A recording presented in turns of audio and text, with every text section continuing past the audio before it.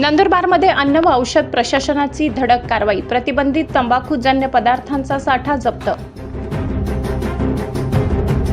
नंदुरबार शहरात प्रतिबंधित तंबाखूजन्य पदार्थांच्या विक्री विरोधात अन्न व औषध प्रशासन विभागाने धडक कारवाई करत मोठा साठा जप्त केलाय।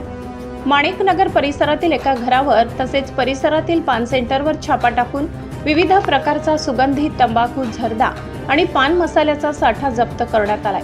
अन्न व औषध प्रशासनाच्या पथकाने मिळालेल्या गोपनीय माहितीनुसार ही कारवाई केली। तपासणी दरम्यान विक्रीसाठी साठवून ठेवलेले प्रतिबंधित तंबाखूजन्य पदार्थ आढळून आले।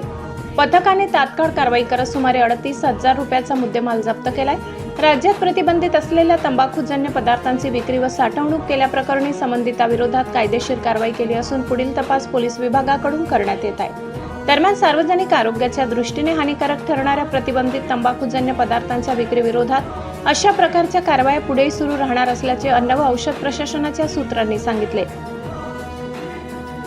संपादक पुरुषोत्तम महिराव, तापी परिसर न्यूज, नंदुरबार।